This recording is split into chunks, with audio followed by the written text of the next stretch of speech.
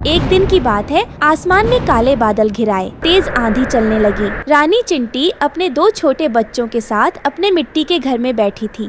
हे भगवान, ये तूफान तो बहुत तेज है। मेरा घर टिक पाएगा या नहीं?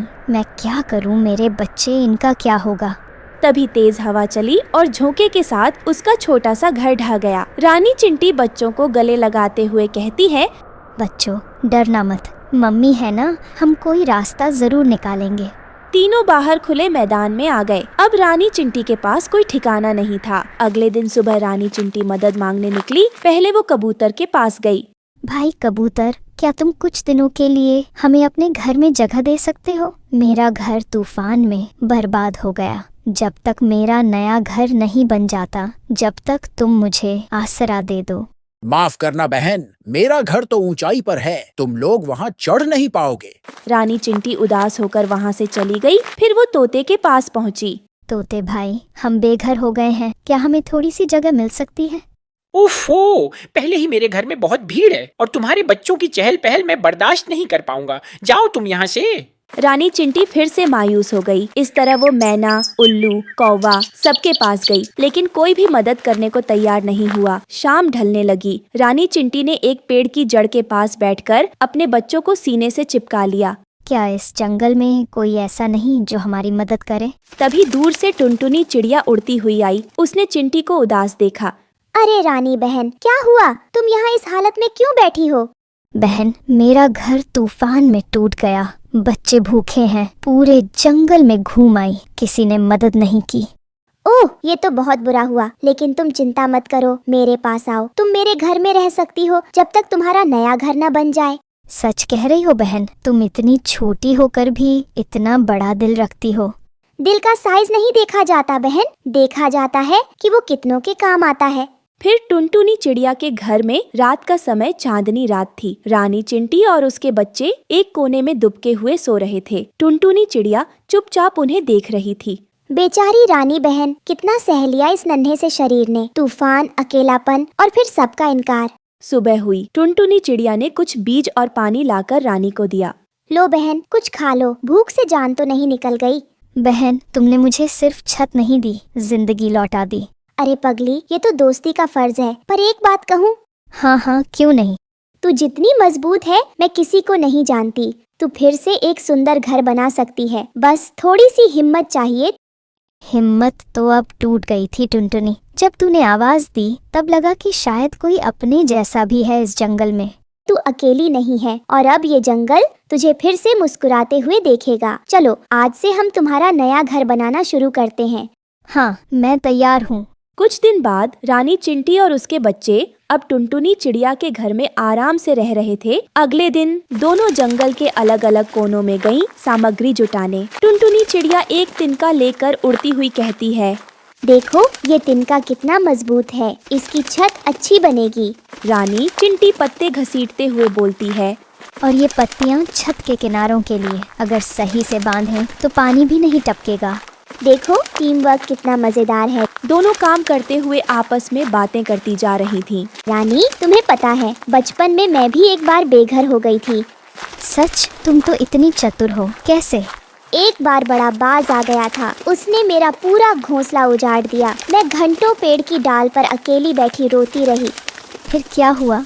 फिर एक नन्ही गिलहरी आई, उसने मुझे अपने बिल में जगह दी। वही मेरी पहली दोस्त बनी थी। तो जैसे तुम आज मेरी मदद कर रही हो, वैसे किसी और की मदद मैं करूँगी। बस यही तो असली बात है बहन, हम सबको एक दूसरे का सहारा बनना है। यही तो है जंगल का असली नियम। कुछ दिन बाद रानी चिंटी और टुनटुनी चिड़िया का नया घर लगभग बन चुका था।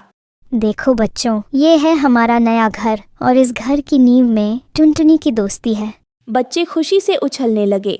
मम्मी, अब हम यहाँ रहेंगे, तूफान फिर से नहीं ले जाएगा ना?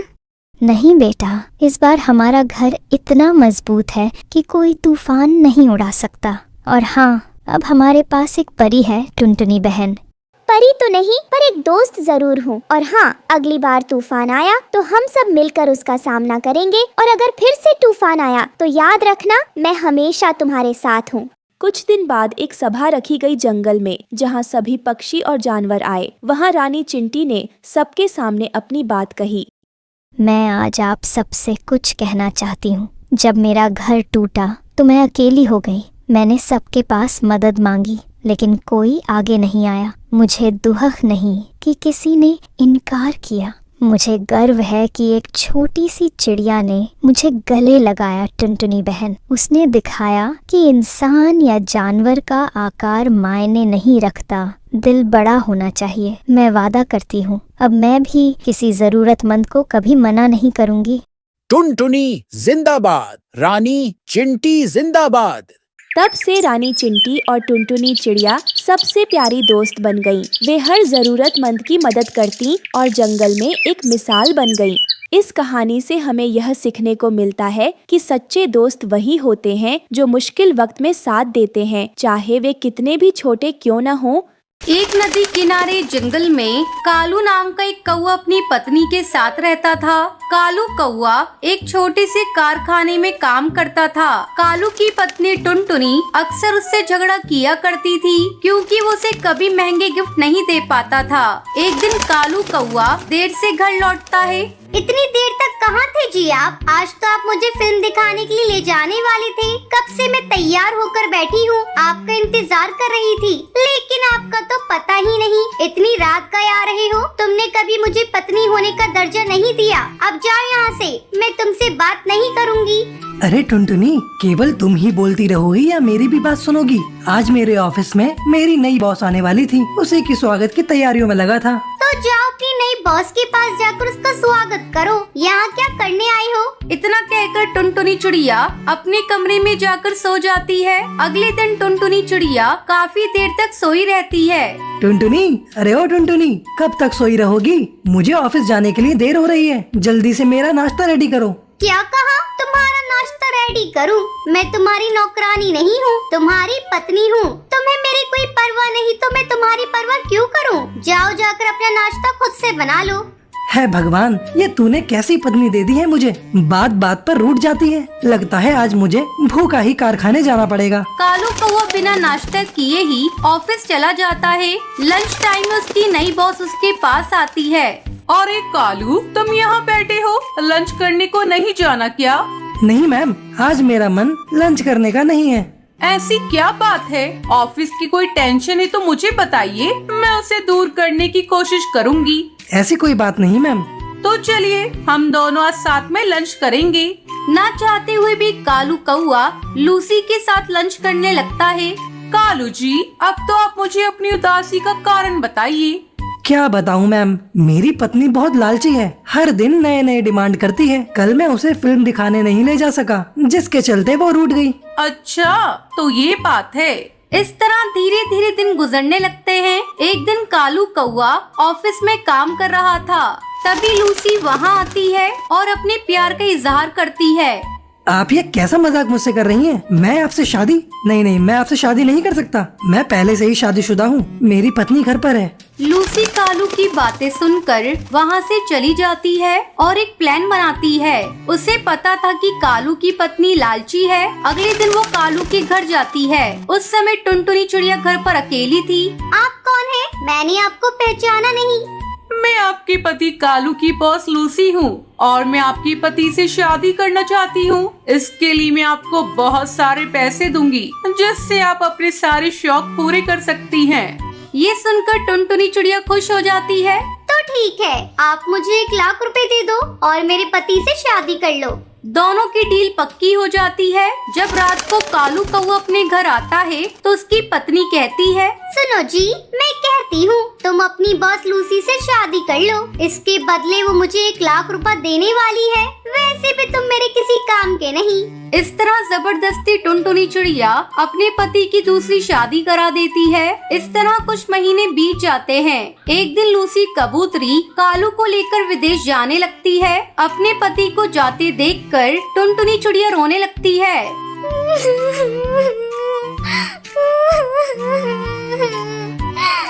क्योंकि उसे अपनी गलती का एहसास हो चुका था। मुझे माफ कर दो कालू जी, मुझसे बहुत बड़ी गलती हो गई। तुम इस तरह मुझे छोड़कर मत जाओ, तुम्हारे बगैर मैं मर जाऊंगी। अब रोने से कोई फायदा नहीं टुनटुनी, तुम्हें तो पैसे चाहिए थे ना, तुम्हें मेरी कोई जरूरत नहीं। जाओ इन रुपयों से अपने सारे शौक पूरे करो। अब मैं तुम्हारा पति नहीं, अब मैं लूसी का पति हूँ। कालू कौवा लूसी कबूतरी के साथ विदेश चला जाता है और टुनटुनी चिड़िया रोती रह जाती है। मुंबई शहर के जंगल में टुनटुनी चिड़िया अपनी माँ टूनी चिड़िया के साथ रहती थी। उसे चाय पीनी बहुत पसंद थी। एक दिन वो अपनी सहेली हरी तोती के साथ बस स्टॉप पर खड़ी बस के इंतजार कर रही थी। तभी आकाश में काले काले बादल घिर गए और कुछ ही देर में बारिश होने लगी। टुनटुनी, ये बारिश का मौसम कितना सुहाना है। चल कहीं चलकर बैठते हैं और इस बारिश का आनंद लेते हैं। टुनटुनी इधर उधर देखती है। वो देख, वहाँ गर्मा गर्म चाय मिल रही है। चल वहीं चलकर बैठते हैं और मजे से चाय पीते हैं। थोड़ी देर में बारिश भी रुक जाएगी, फिर हम लोग घर चलेंगे। दोनों चाय वाले के पास जाती है। भैया, जल्दी से गर्मा गर्म 2 कप चाय देना तो। देता हूँ जी, ये लीजिए मैडम, आपकी 2 गरम गरम चाय मलाई मारकर। दोनों सहेलियां चाय पीने लगती है। तू जानती है हरी तोती, बारिश के मौसम में मुझे चाय पीना बहुत पसंद है। थोड़ी देर बाद बारिश रुक जाती है और दोनों सहेलियां बस पकड़कर अपने अपने घर चली जाती हैं। इस तरह कुछ दिन बीत जाते हैं। एक दिन टुनटुनी अपनी माँ से कहती है, माँ, आज मुझे पिज्जा खाना है, तुम भोजन मत बनाओ, आज हम दोनों पिज्जा खाएंगे। ठीक है, जब तेरा मन है पिज्जा खाने का तो तू ऑर्डर कर दे, मैं भी खा लूंगी।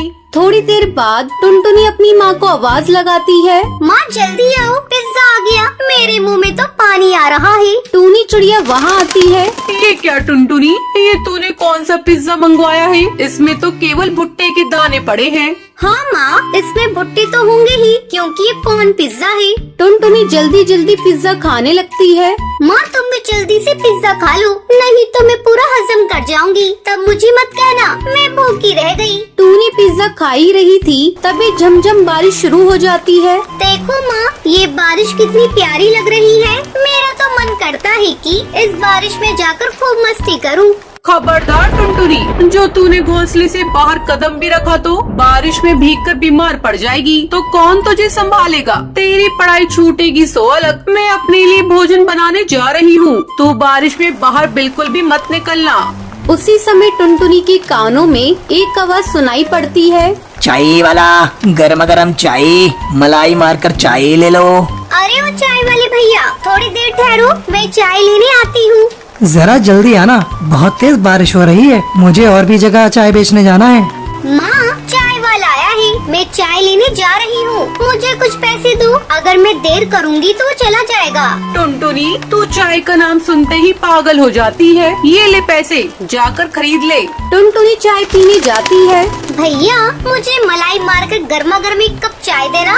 अभी देता हूँ बहन जी। तूने बहन जी किसको बोला? मैं तुम्हें बहन जी दिखती हूँ, शहर की टॉप कॉलेज में पढ़ती हूँ, बड़ा आया बहन जी कहने वाला। तुझे इतना मारूंगी कि तू उड़ना भूल जाएगा। गलती हो गई जी, मुझे माफ कर दीजिए, और ये लीजिए अपनी चाय। अरे टुनटुनी, इतनी देर तक तू क्या कर रही है? अभी तक तू चाय नहीं ले पाई। अभी आई माँ। टुनटुनी चाय का कप लेकर अंदर आती है, तभी टुनटुनी चीखने लगती है। लग गई ना सर्दी, कितनी बार मना किया बारिशों में मत भीगा कर, लेकिन तू मेरी सुनती कहाँ है? भीगने का कोई न कोई बहाना ढूंढ ही लेती है। बस माँ, मुझे एक छींक आई नहीं कि तुम अपना लेक्चर देना शुरू कर देती हो। कभी तुम भी बारिश में भीग कर देखना, कितना मजा आता है। तुझे क्या पता बेटा, तुझे जब भी छींक आती है तो मेरा मन डरने लगता है। मैं बहुत डर जाती हूँ। मैं तेरी माँ हूँ, जब तू भी माँ बनेगी ना तब तुझे पता चलेगा। बस बस माँ, अब ज्यादा इमोशनल होकर मुझे मत रुला देना, मैं चाय पीने जा रही हूँ। फिर टुनटुनी चाय पीने लगती है। इस तरह दोनों माँ बेटी खुशी खुशी रहने लगती हैं। रामपुर के जंगल में टुनटुनी चिड़िया अपने पति कालू कौवे के साथ रहती थी। उसकी एक बेटी थी जिसका नाम उसने पिंकी रखा था। कालू कौवा जंगल से लकड़ी काटता और घोड़ा गाड़ी में लेकर उसे शहर बेचने जाता था।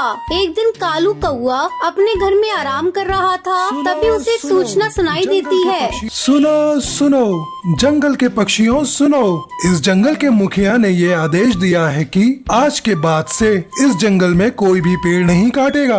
इस जंगल को पर्यटन स्थल बनाया जाएगा और जो कोई भी मुखिया के आदेश को नहीं मानेगा उसे कठोर दंड दिया जाएगा। सुनो सुनो।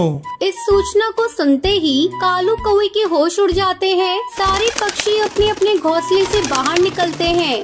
अरे बंटी भैया, ये पर्यटन क्या होता है? तुम्हें नहीं पता? पर्यटन का मतलब होता है घूमने फिरने की जगह। अब दूर दूर से पक्षी इस जंगल में घूमने आएंगे। ये तो बहुत अच्छी बात है बंटी। अब हमारे जंगल को बहुत फायदा होगा। यहाँ के पक्षियों की आमदनी बढ़ जाएगी। लेकिन मेरा धंधा तो चौपट हो जाएगा। मेरा तो लकड़ी काटने और बेचने का काम है। हमारे बाल बच्चे तो भूखे मर जाएंगे। दोनों पति पत्नी दुखी मन से अपने घोंसले के अंदर चले जाते हैं। अब क्या होगा जी? अभी तो आपने कुछ ही दिनों पहले कर्जा लेकर घोड़ा गाड़ी खरीदा था। अभी तो इसका कर्ज भी आपने चुकाया नहीं। अब आप क्या करेंगे जी? आपको तो कोई दूसरा काम भी करने नहीं आता। अब हम लोग कर भी क्या सकते हैं? टुनटुनी तू चिंता मत कर। भगवान एक रास्ता बंद करता है तो दूसरा रास्ता खोल देता है। इस तरह कई दिन गुजर जाते हैं। अब कालू कौवे के पास कोई काम नहीं था। उसने अपना घोड़ा गाड़ी अपने घर के पास ही खड़ा कर दिया था। एक दिन शहर के कुछ पक्षी उस जंगल में घूमने के लिए आते हैं। अरे वाह, ये जंगल कितना सुंदर है। आज तक हम लोगों को इसके बारे में पता ही नहीं था। यहाँ का दृश्य देखकर तो आनंद आ गया। लेकिन यहाँ एक ही कमी है, यहाँ घूमने फिरने के लिए कोई गाड़ियों की व्यवस्था नहीं है। उन टूरिस्ट की ये सारी बातें टुनटुनी चिड़िया अपने घर के बाहर खड़ी होकर सुन रही थी। वो जल्दी जल्दी कालू के पास जाती है।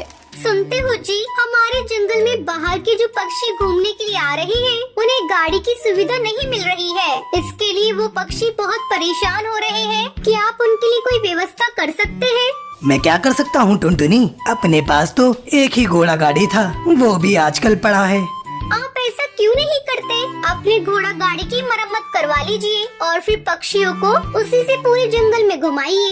कालू को टुनटुनी का ये आइडिया पसंद आ जाता है। वो अगले दिन ही अपनी घोड़ा गाड़ी की मरम्मत करता है और पक्षियों को फिर उससे पूरे जंगल में घुमाने लगता है। इस तरह कालू कौवे की आमदनी बढ़ जाती है। ये सब देखकर कालू कौवे का पड़ोसी चील जलने लगता है।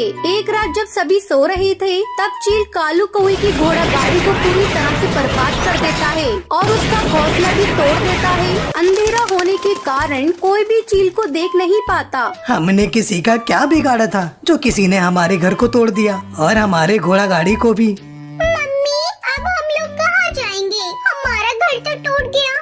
तू रो मत बेटा, सवेरा होने पर हम कोई न कोई इंतजाम करेंगे। तब तक हम लोग इस घोड़ा गाड़ी के नीचे रात गुजार लेते हैं। पूरी रात वो लोग उस गाड़ी के नीचे गुजारते हैं। वो कालू जी, ठाकुर साहब ने इस जंगल में पेड़ काटने पे अब तो रोक लगा दी है। हम अपना दूसरा घर भी नहीं बना सकते। क्यों ना हम लोग मिट्टी का अपना घर बनाकर उसी में अपना गुजारा करें। मैं नदी किनारे जाकर गीली मिट्टी का इंतजाम करता हूँ। इतना कहकर कालू कौवा मिट्टी लेने चला जाता है। फिर टुनटुनी चिड़िया एक सुंदर सा मिट्टी का अपना घर बनाकर अपने पूरे परिवार के साथ खुशी खुशी रहने लगती है। सुंदरवन की जंगल में चंपा कौवी अपनी बहू टुनटुनी के साथ रहती थी। टुनटुनी का पति सुंदर कौवा खेती करके अपने परिवार का पेट पालता था। एक दिन बहुत तेज बारिश हो रही थी। उस समय सुंदर अपने खेत में काम कर रहा था। अचानक बिजली जोरों से चमकती है और सुंदर के खेत में गिर जाती है, जिसकी चपेट में सुंदर कौवा आ जाता है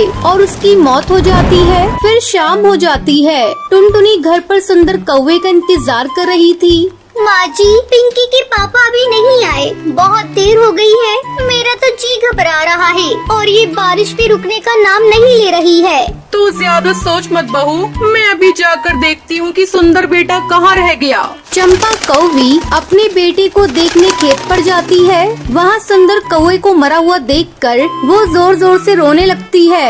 हे भगवान, ये तूने क्या कर दिया? एक ही तो घर में कमाने वाला था, तूने उसे भी अपने पास बुला लिया। अब मेरी बहू और पोती का कौन पेट पालेगा? किसी तरह वो रोती बिलखती घर पहुँचती है। टुनटुनी बहू, हम लोग लुट गए, बर्बाद हो गए।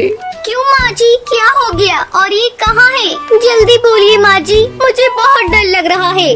बहू, सुंदर पर बिजली गिर गई और उसकी मौत हो गई।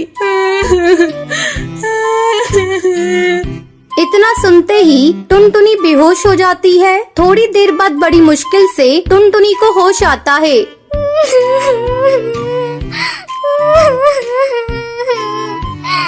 माँ जी, ये सब क्या हो गया?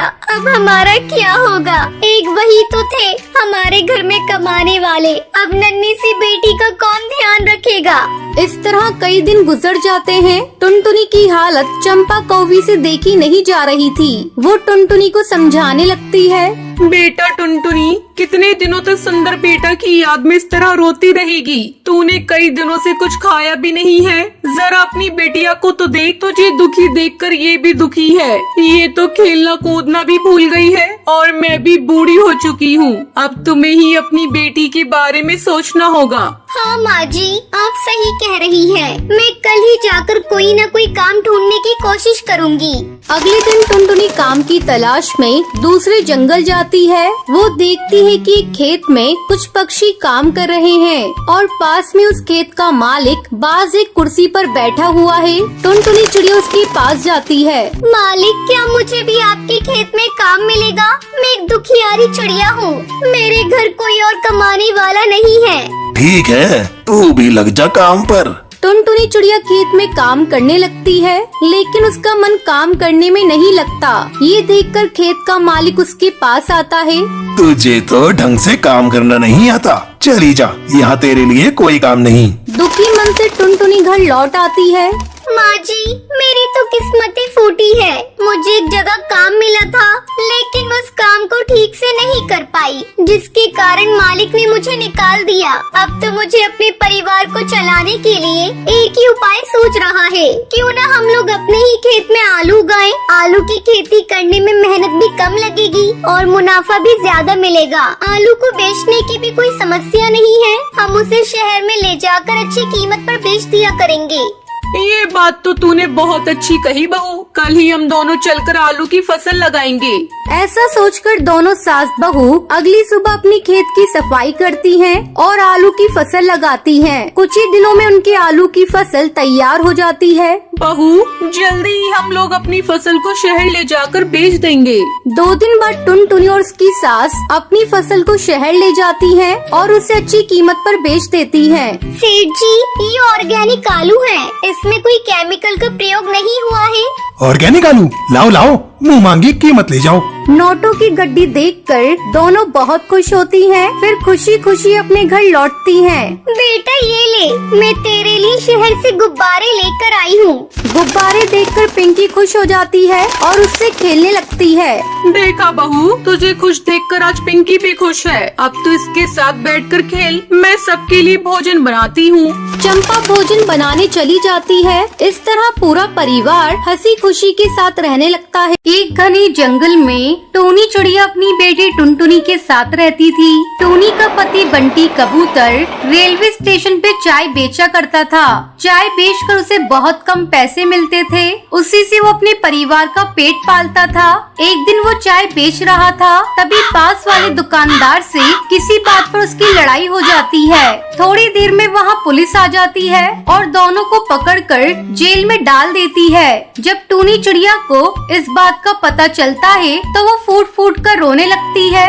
हे भगवान, ये सब क्या हो गया? अब हमारा क्या होगा? मेरे पास तो बंटी को जेल से छुड़ाने के लिए पैसा भी नहीं है। कितनी बार उसे मना किया था कि अगर कोई 2 बात बोल दे तो उसे वो सह ले, लेकिन वो मेरी बात माने तब ना।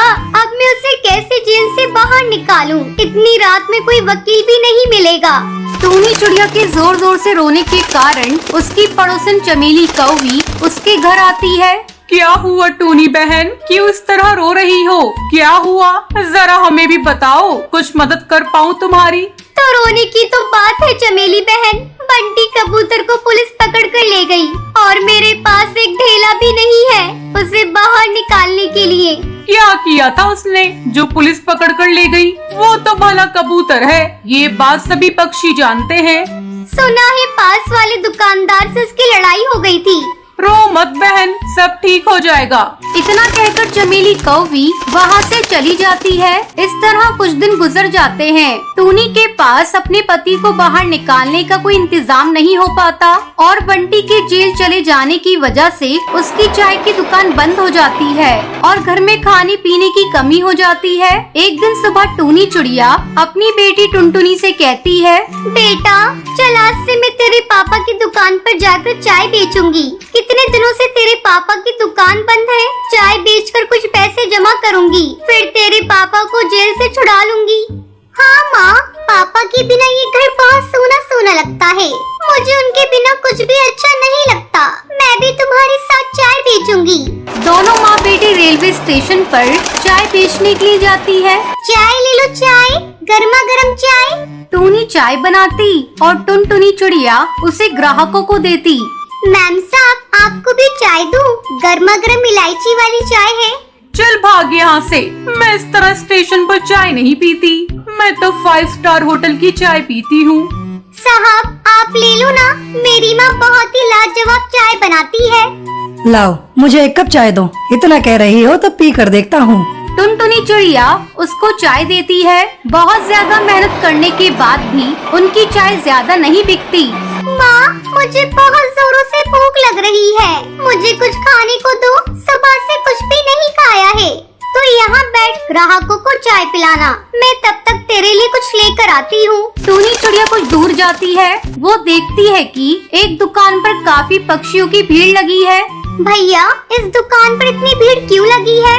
आपको नहीं पता, यहाँ कुल्हड़ पिज्जा बिकते हैं। पूरे स्टेशन पर बस यही एक कुल्हड़ पिज्जा की दुकान है, इसलिए यहाँ पक्षियों की भीड़ लगी रहती है। हे भगवान, आलू पकोड़ा प्याज पकोड़ा के बारे में तो सुना था, ये कुल्हड़ पिज्जा कैसा होता है? पकोड़े वाले भैया, अरे पकोड़े वाले भैया, मुझे कुल्हड़ पिज्जा देना।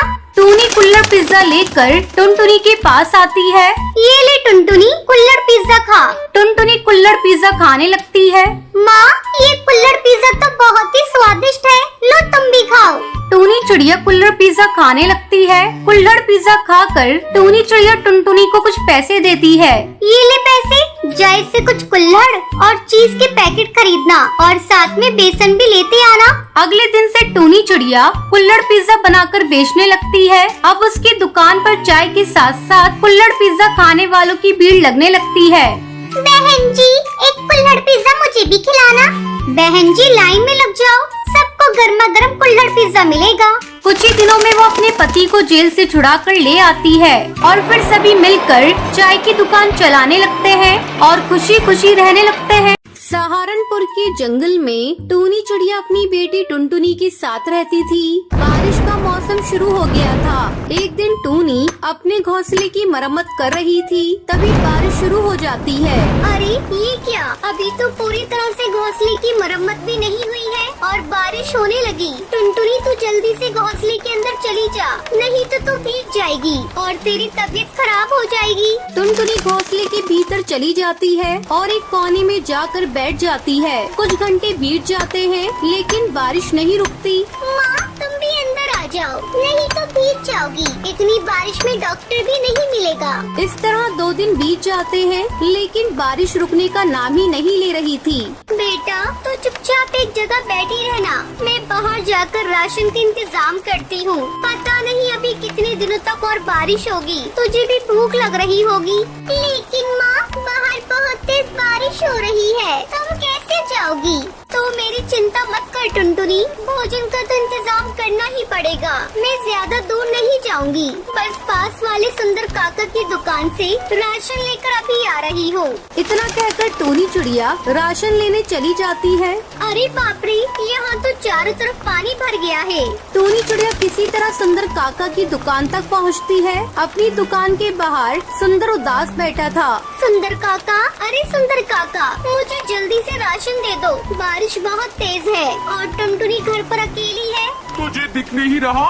मेरी खाली दुकान, मेरा सारा राशन पानी में बह गया। थोड़ा बहुत बचा है, वो मैंने अपने खाने के लिए रखा है। टूनी खाली हाथ वापस घर लौट जाती है। मम्मी भूख लगी है, पेट दर्द कर रहा है, मुझे कुछ भी खाने को दो। हाय रे मेरी बच्ची, मुझसे तो तेरा रोना देखा नहीं जा रहा है। हे भगवान, मेरी बेटी रो रही है भोजन की व्यवस्था करूं। तभी उसके घोंसले के बाहर हरी तोती आती है। अरे ओ टूनी, ये ले कुछ भुट्टे, मैं तेरे और तेरी बेटी के लिए लेकर आई हूँ। ये भुट्टे तो इतनी बारिश में कहाँ से लेकर आई है? हरी बहन, ये भुट्टे मैं अपने खेत से तोड़ कर ला रही हूँ। सोचा इतनी बारिश में तू कहाँ से खाने का इंतजाम करेगी। तुम्हारा बहुत बहुत धन्यवाद हरी तोती, जो तुमने हमारे बारे में इतना सोचा। फिर दोनों माँ बेटी भरपेट भुट्टा खाती हैं और सो जाती हैं। अचानक आधी रात को टूनी चिड़िया का घोंसला टूट जाता है और दोनों माँ बेटी पानी में गिरकर बहने लगती हैं। बचाओ बचाओ, हमें कोई बचाओ, नहीं तो हम लोग डूब जाएंगे। किसी तरह उसके पड़ोसी उसे बचाते हैं और अपने घोंसले के अंदर ले जाते हैं। क्या बताऊं चंपा बहन, मैं अपने घोंसले की मरम्मत सही समय पर नहीं कर पाई, इसलिए इस बारिश में मेरा घोंसला टूट गया। अगर आज आपने नहीं बचाया होता तो हम लोग तो मर ही गए होते।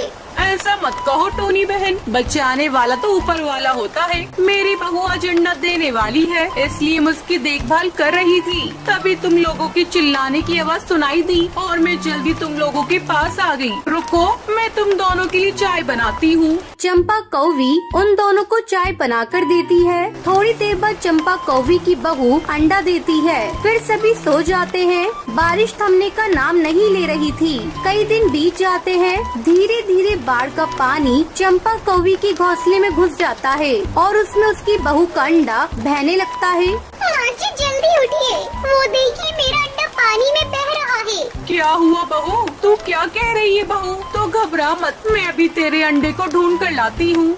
चंपा बहन जल्दी चलो, अभी अंडा ज्यादा दूर बहकर गया नहीं होगा। टूनी चिड़िया चंपा कौवी के साथ अंडे को ढूंढने के लिए जाती है। अभी वो थोड़ी दूर ही गई थी, उससे अंडा दिखाई दे जाता है। वो जल्दी से अंडे को उठाती है और घर लेकर आती है। ये ले बुलबुल बहू, तेरा अंडा। अपने अंडे को सही सलामत देखकर बुलबुल चिड़िया खुश हो जाती है। थोड़े दिनों बाद बारिश रुक जाती है। फिर टूनी चिड़िया अपना नया घोंसला बनाती है। फिर टूनी टुनटुनी के साथ खुशी खुशी रहने लगती है। सुंदरवन जंगल में एक दिन चंपा कौवी हरी तोती से बात कर रही थी। तभी उन्हें सब्जी वाली की आवाज सुनाई देती है। सब्जी ले लो सब्जी, हरी भरी ताजी सब्जी। ओ सब्जी वाली, जरा इधर तो आना। अभी आती हूँ मैम साहब। हाँ मैम साहब, बोलो क्या दूँ? मेरे पास आलू, बैंगन, भिंडी सब प्रकार की सब्जियाँ हैं। अच्छा, तो तू मुझे ताजे ताजे बैंगन दिखा। ये देखो मैम साहब, ताजे ताजे बैंगन। बोलो कितने तोल दूँ? ये ताजे तो है ना? कैसी बात करती हो मैम साहब, मेरी सारी सब्जियाँ हरी भरी ताजी हैं। अगर एक सब्जी भी सड़ी गड़ी निकाल दो तो मैं आज से सब्जी बेचना छोड़ दूंगी। तो बोलती बहुत है सब्जी वाली, तेरे पास लाल टमाटर है तो मुझे भी दिखा, मुझे भी टमाटर लेने हैं। ये लो चाची, लाल लाल टमाटर, चाहो तो एक खा कर देख लो, ताजा ना निकला तो मेरा नाम टुनटुनी नहीं। चंपा कौवी और हरी तोती अपनी अपनी पसंद की सब्जी खरीदती हैं। सब्जी वाली पैसे लेकर वहाँ से जाने लगती है। उसी समय चंपा कौवी का बेटा कालू सामने से आ रहा था। अचानक वो सब्जी वाली से टकरा जाता है, जिससे सारी सब्जी नीचे गिर जाती है। अबे उस सब्जी वाली अंधी है क्या? देख के नहीं चल सकती? अच्छा जी, उल्टा चोर कोतवाल को डांटे, देखकर तुम नहीं चलते और मुझे अंधी बोल रही हो। मेरे सर पर तो भारी सब्जी का टोकरा था, वो तुम्हें दिखाई नहीं दिया। मुझे तो लगता है तुमने जानबूझकर मेरी सब्जी गिराई है। ज्यादा उल्टा सीधा मत बोल, अपनी सब्जी उठा और यहाँ से चलती बन। अरे ओ हीरो, मुझसे ज्यादा हीरोगिरी मत करो। सब्जी तुमने गिराई है, चुपचाप इसे उठाकर मेरे टोकरे में डाल दो, वरना अच्छा नहीं होगा। मेरा नाम टुनटुनी है, शोर मचाकर पूरे मोहल्ले को भी बुला लूंगी। चुपचाप कालू कौआ सारी सब्जी टोकरी में डाल देता है। चंपा बहन, इस सब्जी वाली के सामने तेरे बेटे का गुस्सा धरा का धरा रह गया। मैं तो कहती हूँ जल्दी से सब्जी वाली को अपनी घर की बहू बना लो, तेरे बेटे को सही रास्ते पर ला देगी। बात तो तूने 100% की कही है। मैं भी अपनी बेटे के गुस्से से तंग आ चुकी हूँ। इसकी तेवर देखकर लगता है यही मेरे घर की बहू बनने लायक है। अगले दिन अपने बेटे का रिश्ता लेकर चंपा टुनटुनी के घर पहुंच जाती है। अरे मैम साहब, आप और यहाँ मेरे घर सब्जी ताजी नहीं थी क्या? लाओ मैं उसे बदल कर दूसरी दे देती हूँ। अरे नहीं रे, मैं तेरी माँ से अपने बेटे के लिए तेरा हाथ मांगने आई हूँ। तू बनेगी मेरी बहू। मेरे बेटे से तू कल मिल ही चुकी है। अपनी शादी की बात सुनकर टुनटुनी शर्म से लाल हो जाती है। आप यहाँ बैठो मैम साहब, मैं अपनी माँ को बुला कर लाती हूँ। टुनटुनी अपनी माँ को बुलाकर लाती है। थोड़ी देर बातचीत करने के बाद टुनटुनी का रिश्ता पक्का हो जाता है। जाते समय चंपा कौवी अपनी बहू टुनटुनी को शगुन के रूप में 101 रुपए देती है और जल्दी टुनटुनी की शादी कालू कौवे से हो जाती है। वो बहू बनकर चंपा कौवी के घर आ जाती है। टुनटुनी अपने प्यार से अपने गुस्सैल पति को पूरी तरह से बदल देती है। इस तरह कुछ दिन बीत जाते हैं। एक दिन चंपा कौवी बाजार गई थी। जब वो लौटकर घर आ रही थी तभी उसे अपनी बहू की आवाज सुनाई देती है। सब्जी ले लो, सब्जी, हरी भरी ताजी सब्जी। हाय दैया, बहू ये तुम क्या कर रही हो? मेरी नाक कटाओगी क्या? जल्दी घर चलो। माँ जी, अब तो मैं टोकरी में बचे हुए आलू बैंगन को बेचकर ही घर लौटूंगी। वैसे भी घर में बैठे बैठे बोर होती हूँ। सब्जी बेचकर 4 पैसे और आ जाएंगे घर में। अच्छा बहू, तुझे सब्जी ही बेचना है ना? घर चल, कालू से कहकर तेरे लिए एक सब्जी की दुकान खुलवा दूंगी। सच माँ जी, आप मेरे लिए सब्जी की दुकान खुलवा देंगी? ये तो बहुत अच्छा है। हाँ बहू, मैं बिल्कुल सच बोल रही हूँ। तू घर चल। किसी तरह चंपा कौवी टुनटुनी को समझा बुझाकर घर ले आती है और उसके लिए एक सब्जी की दुकान खुलवा देती है। ये ले बहू, तेरी सब्जी की दुकान। अब तो जितना मन करे उतनी सब्जी बेच। अपनी सब्जी की दुकान देखकर टुनटुनी बहुत खुश होती है और खुशी खुशी सभी साथ में रहने लगते हैं। एक घनी जंगल में चंपा कौवी अपनी 3 बहुओं के साथ रहती थी। उसकी तीनों बहुएं बहुत ही घमंडी थी। एक दिन चंपा कौवी सुबह सुबह पूजा की थाली लेकर अपनी बड़ी बहू टुनटुनी को आवाज लगाती है। बहू, अरे ओ टुनटुनी बहू, मैं मंदिर जा रही हूँ पूजा करने। तू उठकर सुबह का नाश्ता बना ले। मैं और नाश्ता बनाऊं? मेरी जूती बिना बनाए नाश्ता? मेरी ब्यूटी खराब हो जाएगी। मंदिर से वापस आकर आप खुद ही नाश्ता बना लीजिएगा। अपनी बड़ी बहू की बातें सुनकर चंपा कौवी कुछ नहीं कहती और मंदिर चली जाती है। थोड़ी देर बाद जब चंपा कौवी वापस आती है तो देखती है कि उसकी तीनों बहुएं अभी तक सो रही हैं। टूनी बहू, लूसी बहू, कब तक सोती रहोगी? ये बुढ़िया भी ना सुबह सुबह टूनी टूनी चिल्लाने लगती है, जैसे मैं इसकी कोई नौकरानी हूँ। जरूर कोई काम होगा तभी बुला रही है। टूनी चिड़िया अपनी छोटी देवरानी लूसी के घोंसले में चली जाती है और उससे कहती है, अरे लूसी, माँ जी कब से आवाज दे रही है, तू सुनती क्यों नहीं? जाते क्या काम है, बुला रही है। मैं क्यों उनसे डरती हूँ? हर समय मुझसे ही काम करवाएंगी। जाओ तुम चली जाओ टूनी बहन। ना बना, मुझसे घर का कोई काम नहीं होगा। टूनी चिड़िया अपने कमरे में चली जाती है। चंपा कौवी कई बार अपनी बहू को आवाज देती है लेकिन कोई भी बहू उसके पास नहीं आती। इस तरह कुछ दिन बीत जाते हैं।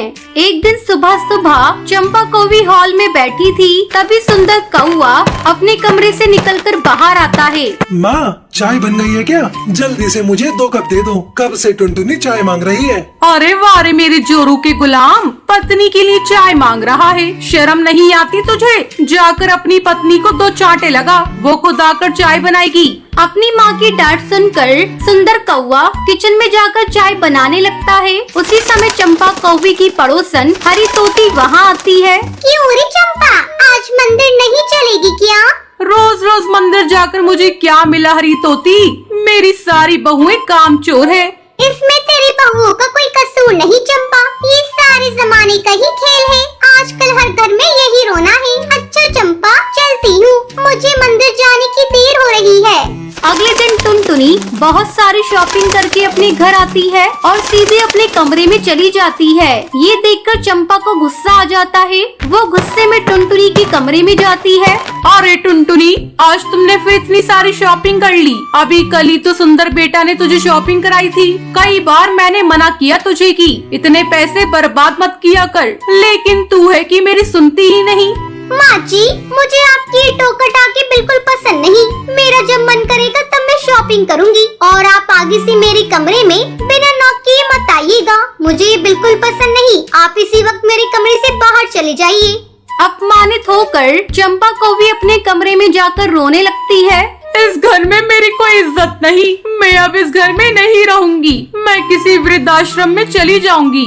रात होते ही चंपा कौवी अपना घर छोड़कर वृद्धाश्रम चली जाती है। ये देखकर तीनों बहुएं बहुत खुश होती हैं, पर उनकी ये खुशी ज्यादा दिनों तक नहीं रहती। धीरे धीरे उनके पति का कारोबार चौपट हो जाता है। तब एक दिन तीनों बहुएं अपनी सास के पास जाती हैं। अब यहाँ तुम लोग क्या लेने आई हो? सब कुछ तो छोड़कर चली आई। यहाँ तो मुझे चैन से जीने दो। माँ जी, हमें माफ कर दीजिए। हम सब आपको लेने आए हैं। आपके जाने के बाद से लक्ष्मी माता हमसे रूठ गई। हम लोग कंगाल हो गए। नहीं, मैं वापस अपने घर नहीं जाऊंगी। तुम लोग जाओ यहाँ से। माँ जी, आपको लिए बगैर हम यहाँ से वापस नहीं जाएंगे। आपको चलना ही पड़ेगा। तीनों बहुओं के बहुत मनाने पर चंपा कौवी मान जाती है और उनके साथ वापस घर लौट आती है। फिर सभी खुशी खुशी रहने लगते हैं। सुंदरवन जंगल में टुनटुनी चिड़िया अपने पति और अपनी सास के साथ रहती थी। टुनटुनी चिड़िया अपने पति बंटी कबूतर के साथ मिलकर छोटी सी जमीन पर सब्जी उगाया करती थी और फिर बंटी कबूतर उसे लेकर बाजार जाता और बेचता था। एक दिन टुनटुनी चिड़िया अपनी सास के साथ सब्जियों को तोड़ने के लिए गई थी। अरे वाह बहू, इस बार तो सब्जी की फसल बहुत अच्छी हुई है। हाँ माँ जी, मैंने और बंटी जी ने बहुत मेहनत की है, तब जाकर ऐसी फसल हुई है। इस बार सब्जी बेचकर हमारे सारे कर्ज उतर जाएंगे। चल चल टुनटुनी, जल्दी जल्दी इन सब्जियों को तोड़ लेते हैं और घर चलते हैं। देख, मौसम का कुछ पता नहीं कब घटा आ जाए। जैसे ही वो दोनों सब्जी तोड़ने जाती हैं, आसमान में काले काले बादल छा जाते हैं और बारिश होने लगती है। माँ जी, जल्दी चलिए यहाँ से। लगता है बहुत तेज बारिश होगी। बहू, हमने जितनी सब्जियाँ तोड़ ली हैं, उसे लेकर घर चलते हैं। चल बहू, वरना बीमार पड़ जाएंगे। जब बारिश रुक जाएगी तो वापस आकर बची हुई सब्जियों को तोड़ लेंगे। घर आकर वो दोनों बारिश रुकने का इंतजार करने लगती है, पर बारिश रुकने का नाम नहीं ले रही थी। इस बारिश को भी अभी आना था। अगर बारिश नहीं रुकी तो हमारी सारी मेहनत बर्बाद हो जाएगी। ऐसी अशुभ बातें नहीं बोलते बहू। देखना, अभी थोड़ी ही देर में बारिश रुक जाएगी। अब तू जाकर भोजन बना ले। बंटी बेटा आता ही होगा। सुबह से शाम फिर रात हो जाती है, लेकिन बारिश तो रुकती ही नहीं। इसलिए बंटी कबूतर भी सब्जी बेचकर घर आ जाता है। माँ, आज आप दोनों सब्जियाँ तोड़ने गई थी। सारी सब्जियों को तोड़ लिया ना? कम से कम इस बारिश हमारी सब्जियाँ तो खराब नहीं होंगी। अरे कहाँ बेटा, जैसे ही हम सब्जी तोड़ने लगे तो वो बारिश होने लगी। हम थोड़ी सी ही सब्जी तोड़ पाए। हे भगवान, अगर ये बारिश नहीं रुकी तो कल मैं क्या बेचने जाऊंगा? और ये बारिश भी थम नहीं रही है। कभी सब्जी की फसल खराब ना हो जाए। बेटा, अब चिंता करने से क्या होगा? किस्मत में जो लिखा है वही होगा। उसे कौन बदल सकता है? माँ जी सही कह रही हैं। आप खाना खाकर सो जाइए। कल की कल देखेंगे क्या करना है। अगले 2 दिनों तक लगातार बारिश होती रहती है। बारिश का पानी खेत में भर जाता है और उनकी सारी सब्जियां बर्बाद हो जाती हैं। इस बार बंटी की सब्जी की दुकान बंद हो जाती है। ये सब देखकर बंटी का पड़ोसी कालू कौवा मनी मन बहुत खुश हो रहा था। वो बंटी कबूतर की दुकान के बगल में ही अपना सब्जी का ठेला लगाता था। अरे बंटी, ऐसा क्या हुआ जो तूने सब्जी बेचना बंद कर दिया? क्या बताऊं कालू भाई, मेरी सारी सब्जियां बारिश के कारण खराब हो गयीं। इस तरह कई दिन गुजर जाते हैं। बंटी को उदास देखकर टुनटुनी उससे कहती है, आप बुरा ना माने तो एक बात कहूँ, अभी खेत में पानी भरा है, वहाँ कुछ नहीं उग सकता। क्यों ना हम तरबूज के कुछ बीज अपने पानी भरे खेत में डाल दें। तरबूज की फसल को पानी चाहिए और पानी हमारे खेत में पहले से भरा है। और वैसे भी आजकल बाजार में तरबूज की डिमांड ज्यादा है। भगवान की दया से अगर हमारी तरबूज की फसल अच्छी हुई तो सब्जियों का जो नुकसान हुआ है उसकी भरपाई हो जाएगी। लेकिन टुनटुनी, तरबूज की फसल उगाने के लिए तरबूज के बीज भी तो होने चाहिए और हमारे पास तो तरबूज के बीज है ही नहीं। उसकी चिंता आप मत करिए माँ जी, मेरे पास बहुत सारे तरबूज के बीज हैं। ये देखिए मेरे पास कितने सारे तरबूज के बीज हैं। दोनों सास बहू अपने खेत में तरबूज के बीज को बिखेर देती है। जल्द ही तरबूज के पौधे निकल आते हैं और कुछ ही दिनों में उन पर लाल लाल तरबूज लग जाते हैं। टुनटुनी सारे पकी हुई तरबूज को तोड़ लेती है और अपने पति को देते हुए कहती है, ये लीजिए बंटी जी, पकी हुई लाल और मीठे तरबूज। इन्हें ले जाकर आप अपनी दुकान पर बेच दीजिए। देखना आज आपके दुकान पर ग्राहकों की भीड़ लग जाएगी। बंटी तरबूज लेकर अपनी दुकान पर बेचने आता है। बंटी के तरबूज धड़ाधड़ बिकने लगते हैं और 2 घंटों के अंदर ही सारे खत्म हो जाते हैं। वो खुशी खुशी घर लौटता है। ये देखो माँ, आज तरबूज बेचकर मुझे कितने पैसे मिले हैं। बेटा, इन पैसों पर सिर्फ बहू का अधिकार है। हाँ माँ, तुम सही कह रही हो। बंटी वो पैसा टुनटुनी को दे देता है। इस तरह बंटी कबूतर अब अपने खेत में टुनटुनी के साथ मिलकर तरबूज की फसल उगाने लगा और खुशी खुशी अपने परिवार के साथ जिंदगी बिताने लगा।